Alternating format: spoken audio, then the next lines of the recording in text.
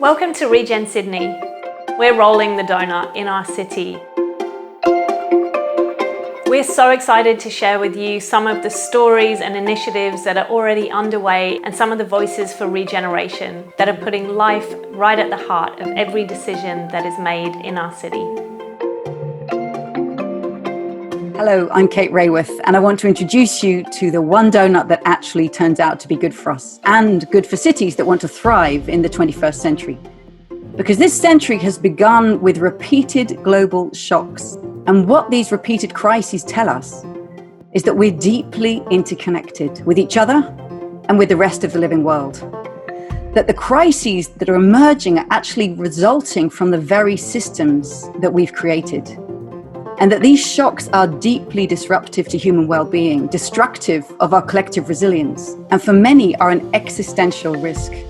So we urgently need a new vision of progress that is fit for the century ahead of us.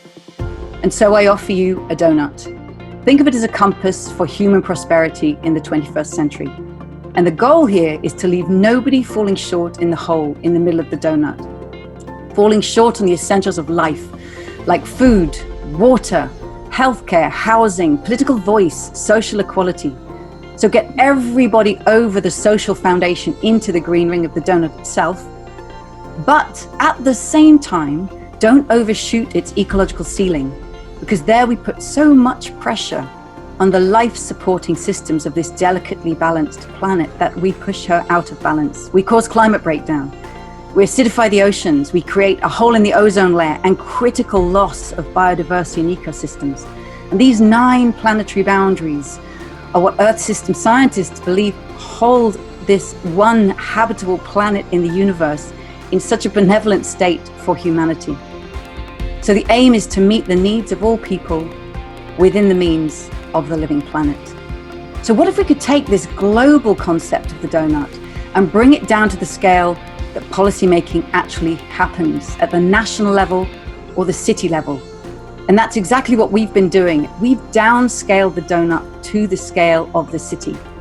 And we invite every visionary 21st century city to ask itself this question: how can your city become a home to thriving people in a thriving place while respecting the well-being of all people and the health of the whole planet? We are Regen Sydney, and we're rolling the donut in our city. We're focused on building relationship so that we can really connect all the good things that are happening and create a portrait of what good looks like in our city. We'd love you to join us to get this Sydney donut rolling. Today I would like to introduce Uncle Phil Bligh. Uncle Phil is a Kalili and Waka Waka man on his father's side and a Khaldoon man on his mother's side. And he's currently residing in Darkinjung country on the Central Coast. So I hope I've done justice to those names, Uncle Phil, and it's a delight to have you here with us today. It's a real honour. Thank you. I'd love to hear some more about the work that you're doing in Darkinjung country and beyond, with Beyond the Campfire and the other initiatives that you're involved with. Yeah, well, thank you, Alice. So Beyond the Campfire is a metaphor. So as we sit around the campfire and we're warmed by the light, and it throws light out as well as warmth, beyond the campfire is darkness. But that sort of fades away. The light fades away. And where it fades away, there's a tension between the light and the dark. And it's there that we operate, exploring the tensions between the known and the unknown, the tensions that exist between different cultures. And we go a little bit further than awareness of certain cultures. We go to explore the values and the assumptions on which those cultures are predicated. In other words, why do people think the way they think? Why do they behave the way they behave? Understanding those things at that level helps us to be able to, I think, interact better with other people, to reach across that chasm of cultural difference. And better understand people and embrace those differences and learn how to celebrate those differences and incorporate different views and perspectives into solutions that we may come up with together. Luke Briscoe is a Kuku Yalanji man from far north Queensland. He's a founder and director of IndigiLab. And through IndigiLab, Luke works with cultural indicators for innovative projects that puts the rights of Indigenous people at the heart of social and environmental change. So hey Luke, thanks again for joining us today. Luke, how do you see the work we're doing with Regen Sydney, which is a community-led kind of volunteer organisation looking at regenerative economies within Sydney? How might the work that we're doing with Regen Sydney kind of intersect or align with yours? Yeah, definitely. I think, one core alignment is the need to really look at these city spaces and how we can regenerate them into, landscapes that aren't going to cause us, health issues, and also a way to really connect people. And I see the movement of Regen Sydney and also the work that we do with IndigiLab is all about connection. But making sure that with those connections that, we look at things like what are the Indigenous cultural indicators in Sydney, how can we work with the community better to understand what a shared projects might be around that, the eel story in Sydney is so important. So, how can, Sydney bring back some of those important projects and programs, based on Indigenous ways of practicing science and culture in the land. So, trying to get more people on board to develop Indigenous cultural indicators, because a lot of the indicators you might find, in things like ILUA's Indigenous land use agreements outside of the city, but because of the native title process in city areas, it's really hard to really regain land. So having some of these processes in place, like Indigenous cultural indicators, builds out more of a broader value systems for people really to understand and identify how we can connect and work together. Lisa Mclean is the CEO of New South Wales Circular. New South Wales Circular are creating a circular city for Sydney with their initiatives. They're closing the loop on waste and resource use, making sure that nothing goes to waste. Thanks so much for joining us. Hi, Alice. So tell me a little bit more about New South Wales Circular and what it's all about. It sounds like a fantastic initiative. For us, circular economy is absolutely critical. It is the new economy. It isn't just about waste management, right? It's across the economy. It's a systems transition. And so it touches on every industry. It touches on our market settings, our policy, our regulation, our legislation, the way we consume, obviously. So New South Wales Circular, it's a massive piece, as you mentioned. It's huge, right? How are we going to make this huge transition away from linear business models, our linear throwaway and flush away approaches, to become more circular? And it's not sitting in someone's lap to do this. We all have a very big role to play. All of us have to do our bit, whether using our purchasing power to buy the right things, to do the right thing if we can recycle, choosing that service. If it's a council, putting on more services. If it's a state government, supporting the services to be rolled out that are more circular, keeping resources locally to be reused, whether that's recycled water, whether that's shared mobility, or whether that's waste streams. How can we create collection centres that people can access? And also, I think it's a little secret up our sleeves to know that we can actually cut carbon by the way we consume. We can cut carbon by the way we throw away things and what we do with those waste streams, whether we're a business, whether we're in government, or whether we're a consumer.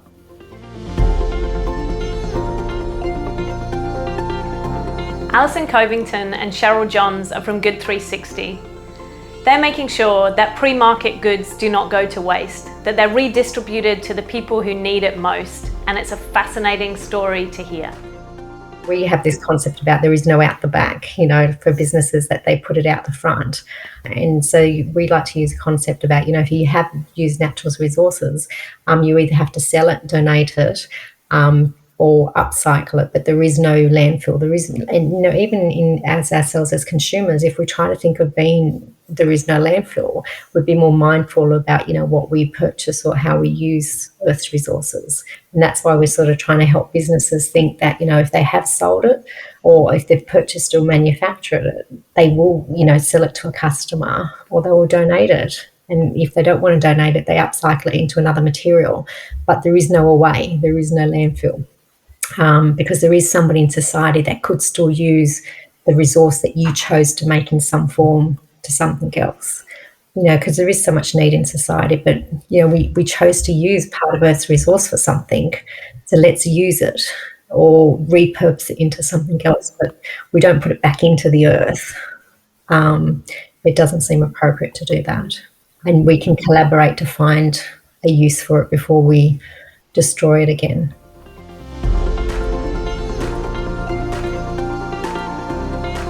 Dr. Chris Reedy is Professor of Sustainability Transformations at UTS's Institute for Sustainable Futures, and we're delighted to have him as a member of Regen Sydney. What I would like Regen Sydney to be doing as a community is to start to bring together conversations that are happening in lots of different pockets around the city, lots of different networks that have nodes that lie within the city of Sydney, but that reach out into broader spaces and that haven't really been brought together to bring their thinking to bear on the city itself. They're often thinking in more abstract terms about what does transformation, what does regeneration, what does well-being look like, and not sort of bringing that down to the scale of what does that look like in a city? What does that look like on the ground in a really tangible place? And what can we try at that scale and learn from, because we don't know yet how to do this transformation thing or regeneration or any of these things that we're talking about. There's going to be lots of experimentation, and you can do lots of thought experiments and talk in your big international and national networks about how to achieve transformation and regeneration. But a lot of it, we just got to get in and do some stuff on the ground. And the city is the right kind of scale for that to happen at. Sydney's got a few challenges compared to some other cities in terms of the fragmentation of our governance structures here compared to places where there's a single city government. So I guess I'm also interested in how do we tackle that cross-jurisdictional governance challenge that we face in Sydney. It's not quite as exciting, but it's important because, you know, we don't really have a single city planning mechanism right now. So I'm interested in Regen Sydney coming together at that scale of the city and not worrying about those jurisdictional boundaries and just being people interested in the city itself. So really a lot of cross-pollination of different networks and a lot of practical experimentation at the scale of the city is what I would like to see.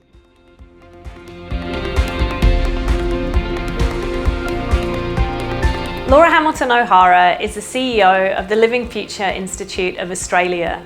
They're working on the Living Building Challenge, making sure that buildings bring life back into our city and create life rather than taking away from it. What does a regenerative Sydney look like for you? So Sydney is obviously quite a big city, and so there's a lot of infrastructure and buildings involved in that. And for me, it comes back to thinking about those as nature's architect. Nature is the best example of what those things could look like. So what if we could build a city that is as beautiful and as clean and as equitable as a forest or a tree? What if it would generate all its own energy without creating any pollution? What if it helped to clean the water instead of pollute it? What if it really sort of developed the sense of place and respected Indigenous and traditional custodians? What if it designed for life rather than designed for massive glass structures and cars? And to me, that feels really exciting, that we're really moving towards recognizing that all living things have a place in a city, not just the cars and the sort of glass boxes. And I'm wondering what it means for you to be part of the Regen Sydney community.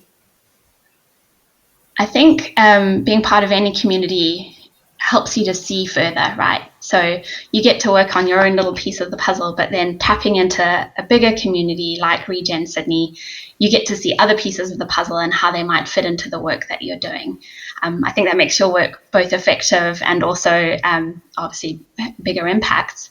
But I think maybe the bigger piece is seeing those projects happen, whether they're on small or large scale, just fills up your well of hope, right? Like there's all these incredible people doing things, and you can see that change is happening on a very, very real way, that when you're sort of looking at like what's going on in the news, you might feel like it's impossible, like we're stuck.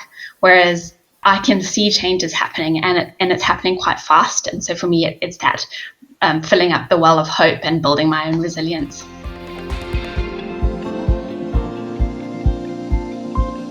Councillor Jess Scully is Deputy Lord Mayor for the City of Sydney. They're really leading the way when it comes to participatory democracy and decentralised decision making. So Jess, what's coming up for me is that phrase, trust the people and they become trustworthy. And I'd love to hear a bit more about that work that you've done with the citizens' juries at the City of Sydney and what some of the initiatives or outcomes that you had that could inspire us towards a regenerative Sydney. Absolutely. The citizens' jury, it was something that I was really passionate about and advocated for internally. That process was run by the New Democracy Foundation. They sent out 10,000 letters to people all over Sydney, and then people responded to those letters, and they created a more representative group of Sydney-siders by age, gender, location, whether they're homeowners or renters, and that group then were given access to experts, information, and they put that, they dedicated a lot of time as well. They were paid for their time, so everyone could afford to participate in the process. And they came forward with a set of 8 policy directions and a report which they wrote themselves as well. And they encouraged us to go beyond sustainability and to create a regenerative city. So a place that actually cleans the air and water, that gives back more than it takes. They asked us to centre First Nations truth telling and justice as part of the work that we do. They asked us to create a city that was affordable for everyone to live and work in, to put a 24-hour city creativity and nightlife at the core of this city as well. What they really encouraged us to do was to go even further than we already do. Like, I think at the City of Sydney, we're really in a leadership position in terms of trying to create that more sustainable and inclusive city. We have been carbon neutral since 2007. We're powered by 100% renewable energy. We're working towards, how do we get our entire local area and all of our residents to be net zero by 2030. That's the sort of ambition that we have. And the citizens' jury gave us social license to go even further and to actually keep pushing the envelope and keep pushing the boundaries of what people consider to be, the business of local government. And that's what I think is really powerful about it, because we see a sort of denigration of the local and the small, and this idea that we have that big change has to come at a national level.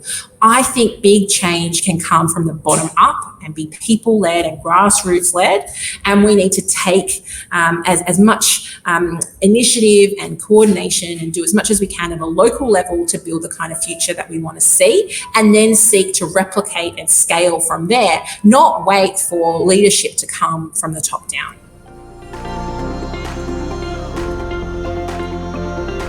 Hopefully that's given you a really great idea and a really great feel on what's happening across our city.